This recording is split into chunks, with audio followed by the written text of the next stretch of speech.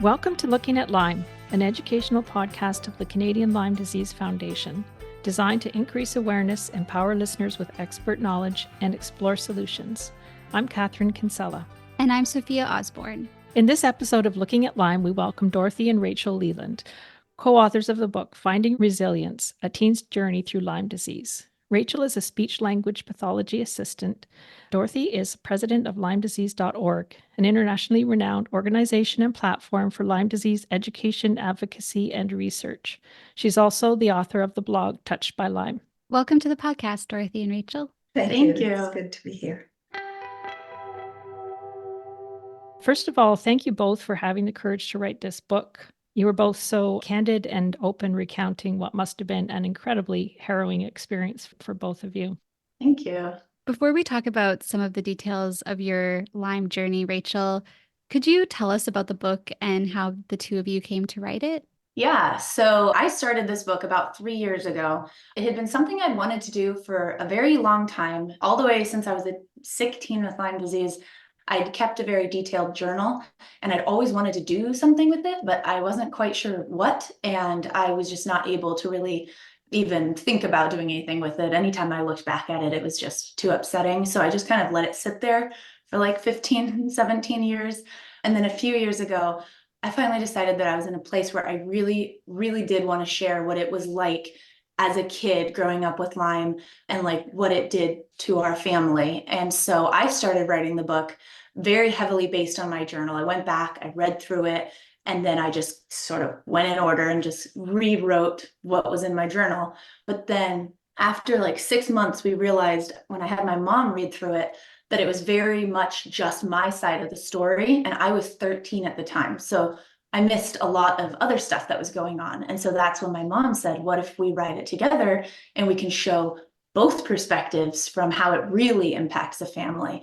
And so then that's when she got on board, and I was instantly excited about that. And it was just a really cool opportunity to be able to do that together. Yeah, you talked about consulting your journals, and I was wondering what it was like to look back on those journals so much. You said you felt you kind of had the strength to look at them now, but what was it like to sort of relive it through those journals? It was so hard because you go from being, 3 years ago, what am I, 32? So I was like, late 20s and healthy and doing well, to then going back and reading something written from somebody in such a dark place who, was not doing well mentally or physically. And so it was really hard and confusing because, your brain kind of starts to think you're back there. So it was really difficult, but I found it very important to do that because it was very easy in a way. I would go back and I'd read that journal and suddenly I was just back there and I would remember so much. I also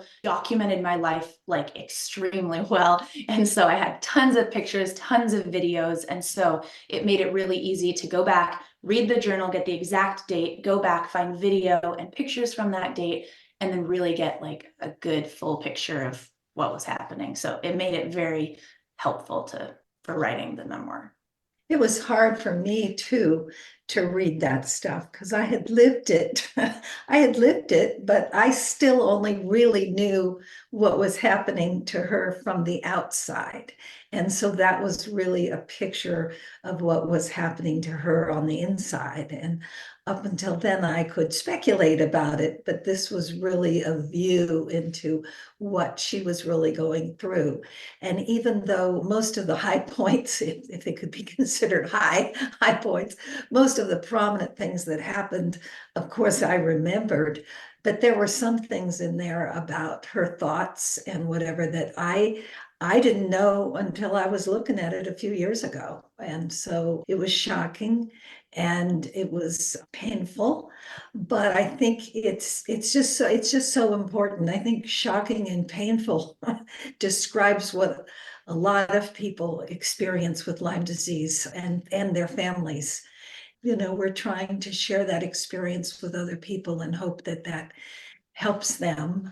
I have heard from people that say that it has helped them to read that. And so that's always very gratifying for me. Me too.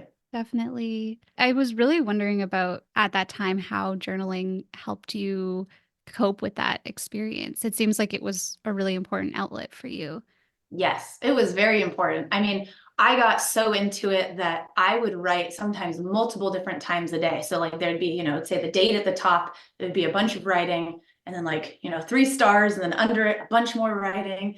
And so I would just go back anytime I had something that I wanted to say. And it was a place where I could say whatever I wanted to say. If I wanted to write in all caps and swear and do whatever, that's what I could do. Because I couldn't do that, in the doctor's appointments, and I couldn't do that maybe elsewhere, but I could say whatever I wanted in my journal, and I could document my truth, even when that was being denied by the medical, community. In the book, we find out that your symptoms began after a soccer injury. Could you walk us through what happened after that injury and what it was like not knowing what was causing your symptoms? Yeah, so it was super confusing. And again, we only have our Lyme story for ourselves that we've gone through. And I'm sure it's confusing for everybody, but for me specifically, I fell and I sprained my wrist. And so you would assume that you would just have a wrist issue at that point. But then every few days, every week, something new happened. And suddenly I'm on crutches, and then I can't walk at all, and I'm in a wheelchair. And all we knew was I'd fallen on my wrist. And so we were very, very confused. And it was just very unsettling, because you really want a label to be able to use when people say, why are you in a wheelchair? Like, what's going on? You want to say, well, here's why. And we couldn't say that. So we just kept telling everyone it was a soccer injury, but it was just very confusing. So that time was, a whole bunch of telling people I had a soccer injury and hoping they didn't question it. Yeah, I noticed in the book that you came across this very theme quite often of just people not believing you. And even when you were in your class, some of your classmates didn't believe you. What was that like for you, trying to get through those times when you didn't know what was going on, or even when you did know what was going on and people didn't believe you, for both of you? I mean, in terms of the kids not believing me, at the time when my classmates weren't really understanding what was going on, I wasn't understanding what was going on either. So that was just frustrating, but it was really demoralizing having doctors just totally discount what I was saying. I would say, I was for 5 weeks, I was in a children's hospital, and we were trying to get answers. And I was there like, put me in an MRI, like, let's get answers. Like, what are we doing here? Let's try new medication. And everyone was just discounting that and just saying, you just need to, you just need to try, you just need to want it, and you need to stop wanting attention. And that was really damaging. And the older that I've gotten, the more I've realized just how damaging that was, just mentally, and just like how my brain works in terms of when I'm talking to someone, even now, the first thing I think is they're not going to believe me, so I have to prove what I'm saying is true. And so it's very sad that that happened to us, but that happens to so many people, especially with people with complex chronic illness. So that was extremely hard, having it come from important people in the medical community. As the mother in this situation, we take our kids to the doctor. I've been taking my kids to the doctor since they were babies. And, it was never that somebody didn't believe what I was saying. And in the beginning with her, it was like, well, she fell and hurt her wrist. And well, then here's this other problem. But as it got more complex for them, and the doctors couldn't figure things out, it shifted. And it got to where they didn't believe me. They not only didn't believe her, they didn't believe me. And it was that we were somehow cooking up something weird here. We were trying to pull something over. and when we were dealing with the schools, that was I think I have that in the book, that somebody said, you're not going to be able to get away with anything next year like we had been getting away with something this year. My goal wasn't to have a daughter who was ill and too sick to go to school. That was not my goal, but they acted like that was my goal. And it's a very bizarre situation to be in. And when we were in it, I thought, why are these people acting this way to us? Like we were the only people in the world that were doing that, we're in this situation.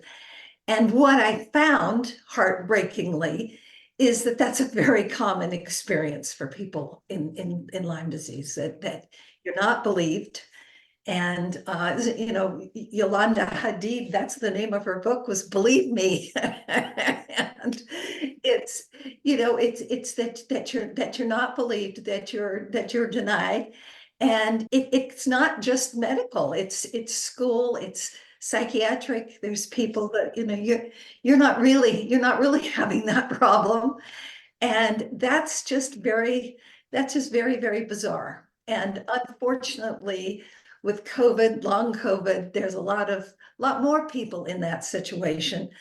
Some elements are starting to believe long COVID people, but there's still plenty of them that feel that they're not being believed, that their personal experience is being denied. And as Rachel said, that's very demoralizing, along with everything else. It's very demoralizing. And this is a time when you need your strength. You need to believe in yourself and go forward and everything. And it's very hard. Yeah, and it came out in the book as well, just looking around you and trying to find support for both of you. Like you had family support, and Rachel, you had friends that were really supportive. And it's really good that people can read that just for themselves to look for that in their own situation, wherever they can find it. I mean, yeah, I was extremely lucky in my situation that I had the friends, but also it's like, I'd like to acknowledge that I also had all of those friends prior to getting sick. And so that's the thing. I know so many people that are so sick and they're like, well, how do you get all these friends? Like, you can't go anywhere, you can't do anything. And so I was so lucky that I had these wonderful neighbors and they would come over and be with me. And I'm still very good friends with all of them today. So I'm really, really grateful for that. And one of the things in my case was reaching out with online groups. And this was how Rachel got sick in 2005, and they were just sort of starting to have, social media didn't exist yet in the way that we think of it today. And I don't really think there were podcasts like this. It was a different point in time. But there was a group called Lyme that was an online discussion group, and there was something that called California Lyme, which was a Yahoo group at that time. And those two places were where I could find people that were in the same situation. And it was, now there are things through Facebook and other online groups. And so you sometimes have to be careful in those because there's a whole spectrum. There's a whole spectrum and a lot of bad behavior, a lot of bad behavior on social media, anti-social media. But there's a way of where you can connect with people that are in similar situations. And that's what I found I needed. I needed that as a mother in this situation, was to find out. And certainly other diseases, breast cancer support groups, that phenomenon has been studied, that people do better with breast cancer if they're in a breast cancer support group. They live longer and they're healthier. And so this is really, really needed for people that are facing Lyme disease and other related conditions. Yeah, we're fortunate to have more of those than you had back when you were sick, Rachel. I'm just going to, make a note about just how moving it was to read about all of your health challenges, Rachel, and especially your mental health challenges that you were facing. And so many other people are also facing with Lyme and other tick-borne infections. And you talk pretty openly about some of the dark times that you went through. And thank you both for having the courage to write about that, because I'm sure it wasn't easy for either of you to do. Can you talk a little bit about what that was like for you, Rachel, and also for you, Dorothy, from your perspective, sort of going through those darker times? I mean, it was horrible. Growing up, I was in my room, so sick, can't leave the hospital bed in my room. And then not just being in terrible pain all the time, but also being just so utterly depleted and depressed. That was extremely hard. And when we were writing the book, those were the most difficult parts to write and then reread over and over for years on end during the publishing process, but like I felt it was just so important to talk about because it's so easy to talk about. I was in so much pain and oh, my knees hurt so much. That's super easy and kind of a light topic. And that's where I'd always been going, like on my social media. I would always be talking about, here's me in a wheelchair, here's me now. But I would often skip over just how bad things got. And so it made it seem easy, like what we'd gone through. Oh, yeah, you were in pain and now you're not. And so it was really important to me that we include and not just be vague about it, but be like, this is what happened. Because I know I've had multiple people have reached out and said they've had very similar situations and that, I wrote the book sort of about their life too. And so that was the goal. So I'm really glad that we put that in there. Yeah, I think it gives people hope, that you were in such a place that you were able to get through it together. Yes. Yeah. What were some of the pivotal points then? You finally got a diagnosis of Lyme disease and you went through a lot of different treatments as a result of that. What were some of the pivotal points in your recovery from Lyme disease? So, I'd say the most pivotal point was when we started seeing, after a few years of being on Lyme treatment, working with the Lyme specialist, things had gotten like a certain amount better, but then really plateaued and the pain wasn't going away. And the biggest pivotal moment was when I started seeing a specialized chiropractor working with the upper cervical of, what's it called? Atlas, the top of your spine. And so when I started working with him, he was explaining just how valuable it is to have your spine and your neck in alignment so that your brain can communicate with the rest of your body. And that was the treatment that ended up getting me able to walk and ended up turning off, like just sort of basically turning off my pain. And so that was the biggest thing. We'd had a whole bunch of, so many treatments, like I don't even know what I was doing back then. It was just, we were just doing so many different things. And we couldn't really pinpoint anything specific until doing that specialized chiropractor. That was a huge game changer. And I still do that same type of thing today. And it's important for me to continue doing my chiropractic so that I can remain in alignment and still be feeling good. So that was like, I'd say for me, at least from my point of view, the biggest. Well, she was taking antibiotics and doing a lot of and herbal supplements and at one point we did a hyperbaric oxygen treatment and there was a lot of detoxification and those kinds of things. And from my point of view, it seemed like she was improving in certain kinds of ways. She mentioned pain. She was having body-wide pain, and that was the overwhelming symptom. But she was having brain fog. She was having lots of other issues. And from my point of view, the medications and the other treatments had some effect on those other things. But so that was progress. But her point of view, she was in pain all the time. She didn't think that anything was helping. And so it was the upper cervical chiropractic that really made the difference in terms of her pain. But she still had Lyme disease and Bartonella and Babesia. And so that took care of certain things, that the chiropractic, but because she was suddenly not in pain all the time, she was in a much better place to stick a lot, to do what you needed to do with the other treatments. And and to be willing to, make dietary changes and those kinds of things. And, if you're not, somebody's, hitting you with a hammer and then you have all these other problems, you're not thinking about that. They stop hitting you with the hammer. You're willing to consider the other problems. And so that was huge to be able to, she had not been able to walk for 3 years. And then after those treatments, she could walk.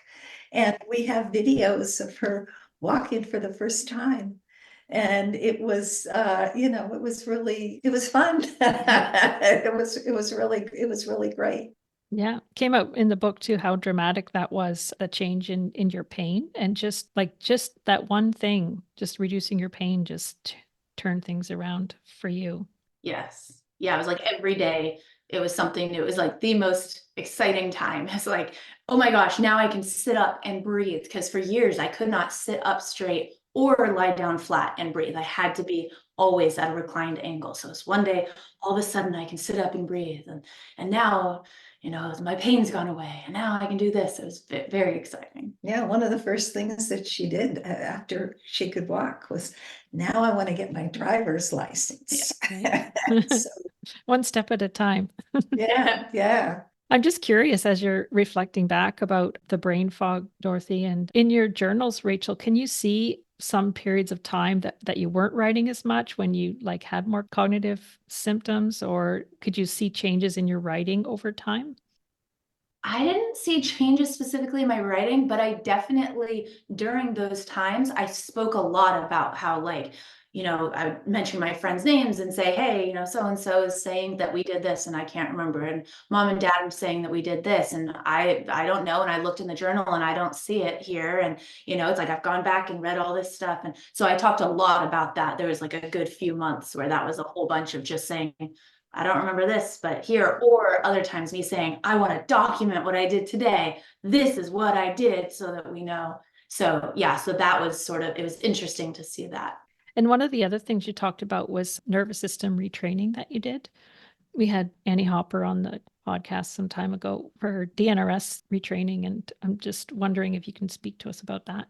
Yeah, so that came years later. So I started walking in 2008, and then from 2008 all the way until 2018 is when I started DNRS. So during that decade, I'd been dealing with trying to get my life back, but then also simultaneously dealing with a whole bunch of other health issues from toxic mold and all this other stuff. But by 2018, I had dealt with most of the Lyme, dealt with most of the mold, and I was doing mostly well, except for that after I started mold treatment, I started having a whole bunch of food sensitivities and losing safe foods to the point where I just had a really small list of foods that I could eat without feeling sick. And then also chemicals just made it so that I had breathing issues and that my skin would be like red hot and burning. And it just got worse and worse. And I was diagnosed with mast cell issues. And so we were just trying medication, trying elimination diets. Nothing was working. And none of my wonderful medical team were able to figure out what to do. And then finally, we ended up deciding to have me do DNRS. And that just absolutely changed everything. Like my life has been completely different since doing DNRS, because within those first 6 months of doing it, I got all of the foods back. I can now eat anything and not feel sick. And I'm able to be around any chemicals. I can get in an elevator that somebody just had perfume on and I can not react to it. And that was just absolutely huge. But then also after doing that, even though I was doing DNRS specifically for food and chemicals, I also found that just like they talk about in DNRS, it can kind of generalize to other areas of just helping your brain out. And I found that my energy levels were just better. And from after DNRS, I had such better, consistently good health when I'd never had consistently good health before that. I mean, once I got Lyme, I never had consistently good health again. And then after DNRS, I started being able to do like physical things and started aerial yoga and hiking and goat yoga and all these different things. And so it's just ever since DNRS, I just found that something shifted definitely in my whole health. Well, you look like you're doing really well now. Do you still have to, watch certain things, or are you pretty much healthy all the time? I'm doing really well. I mean, it's still extremely important for me, as I said, to do, maintaining my care and doing chiropractic and making sure that everything is, if something comes up, get on it immediately so it does not become something else. Because I definitely do still notice that, like, if I, like last year, I got the really bad stomach flu and then it immediately went into a Lyme flare. And so it's like, we got to get on that right away. And so I have a really good medical team here. And so anytime something like that comes up, we get on it. But no, I'm doing really, really well. I've been learning how to snowboard and doing a dance class weekly. And it's just been really, really cool to be just doing so well. But just because I hear about it, she has to get good sleep It's like that kind of thing. I know so many people that even though they have been sick with Lyme and related things and they're well, like they're really like sleep is really important. You can't say, oh, I'm just going to stay up all night doing things that you might have done in another era. But sleep in general, health, eating well and that kind of stuff is just really important. I think sometimes, I hear from people that they would, particularly when the teenager has been sick for a long time and then they're finally well, and then they go away to college. I hear from the parents, a lot of times the kids will kind of go wild and it doesn't end well. It's one of those things that you have to, you have to do the right kinds of things for health promoting kinds of things. Set yourself up for success. Right. That's what we always say. Yeah. Like everything we do, that's the goal. How do we set ourselves up for success here? I'm sure that your story gives a lot of people hope. And we were wondering what message you hope people take away when they read the book. I really hope that, especially people dealing with chronic illness, I hope that they take away the message that things can be so incredibly low and seem so bleak, and that something can change down the line and just maybe help give them a little spark of hope that if it could happen to me and they read my story, that it could happen to them. I really, really wanted this story to be something that people who are sick could read and feel a connection to, and then also feel a connection to the recovery aspect of it. I think from my point of view, one of the messages that I really try to get out to people in other things that I do as well related to this, that it's really important to get the information that you need. When we first got into this, we sort of assumed that, the first doctors that we went to were telling us the way it was. And so many Lyme patients find out that what they were told by those initial doctor's appointments was not what they should have been told. And so it's important for people to find out what's going on, things about testing, things about different kinds of treatment. I already mentioned, I think it's really important to have the setting of a support group to hear from what other people are going through. I think there have been there's a lot of new developments in particularly in testing for Lyme disease, and there's other treatments that are coming down the pike too. And I think people, you need a way to find out that information, because you can't just assume that your primary care doctor is going to know all the answers. Unfortunately, the powers that be in the health, the CDC and the IDSA and a lot of other factors of who determines health policy. I'm talking from a US perspective, but certainly Canada has the same kinds of issues. And unfortunately, I think the Canadian government kind of follows the lead of some of the stuff that's done in the US, and that's unfortunate in this case. And it just behooves everybody to stay informed, about things. And so that's one of the things that I work on when I write a blog, and I also manage other blogs on the LymeDisease.org website. And we try to bring out different points of view, different kinds of information, different people's personal stories. And I think all of that information is critically important for Lyme patients and their parents, if the Lyme patients are kids. And their doctors even to read through that and understand. Yeah. Yeah, we were going to ask you just a little bit more about LymeDisease.org and how it developed and what are some of the things that goes on there. Well, it was started more than 30 years ago by Phyllis Mervine and a couple of her friends that they live in Northern California. And Phyllis had been had been sick for 10 years and some of her kids were sick, and she finally figured out that it was Lyme disease. This was back when people were first starting to talk about Lyme disease. A few people were starting to talk about Lyme disease, but so she started what later came into to be the Lyme Times. She started it as like a, like a Xeroxed thing. She typed it at her, kitchen table and got it Xeroxed and stapled it together and mailed it to some people throughout the country. And then things grew out of that. And eventually it was called the California Lyme Disease Association, but now it goes by LymeDisease.org. And we have the Lyme Times is now an online publication that comes out a few times a year. But we have a lot of information on our website. We have newsletters that go out every weekend, goes out every Saturday. People can sign up for a free newsletter that just says, what the latest things are. But our big project is a research project called My Lyme Data. And it is they call it a patient registry. Somebody has been, now, unfortunately, from the point of view of Canadians, it's just US, just because it's complicated. It's a big project, and it's just set up for the US. But it's essentially a lot of surveys. Somebody signs up and they fill out. Rachel was one of the first people to join.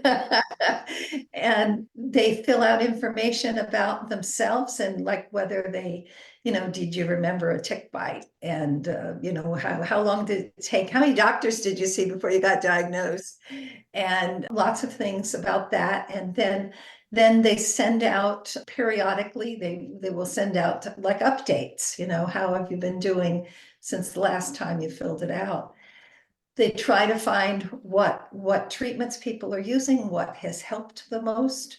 And a lot where we work with academic researchers at UCLA, at the University of Washington, and a few other places as well, that a lot of this information is like a profile of what Lyme patients are like. And there's something called subgroup analysis. And what it is if you just take a whole group of people and say, oh, well, what symptoms do Lyme patients have? And you can say, well, they've got pain and they've got fatigue and whatever. Well, with subgroup analysis, you can tease out like, well, what, for instance, a big study that we did that came out last year looked at how Lyme affects women differently than men. Nobody had ever looked at that before. And it turns out that there are symptoms and patterns of treatment and everything that were very different between women and men. And now that's been shown in a lot of things. Heart disease affects women and men differently, and other conditions, and it has to do with hormones and whatever. But that's the kind of information that's important for researchers that are looking through things. So we have done, I think it's 2 phases. I'm not actually on the My Lyme Data team. There's a team of people that specifically do that, and I take care of other things. But they're coming up on another big phase of this, and there'll be new things coming out for you to answer. And see, I can't participate in because you have to have had Lyme disease yourself to participate in it, except parents can fill it out for their minor children. And also there is a decedents registry. If somebody with Lyme disease has died, their family can fill out information, sort of a one-shot deal. And they don't have to have died from Lyme disease. I mean, it could be that they had Lyme disease and they died for whatever reason. And we have 18,000 people who have signed up for it and who are participating. And we'd like to reach 20,000 this year. So put out the word to people that are listening here. If you're in the United States. Yeah, we have a lot of US listeners. Yes. And so that's one of the things that we do with research.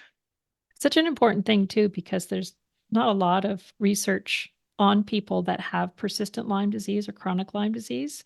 And so like we just don't have that data from other kinds of research. So it's definitely like such an important project. And you've been doing this for a long time, Dorothy. What is your perspective, over the past couple of decades of progress that's being made and where things are going in the future?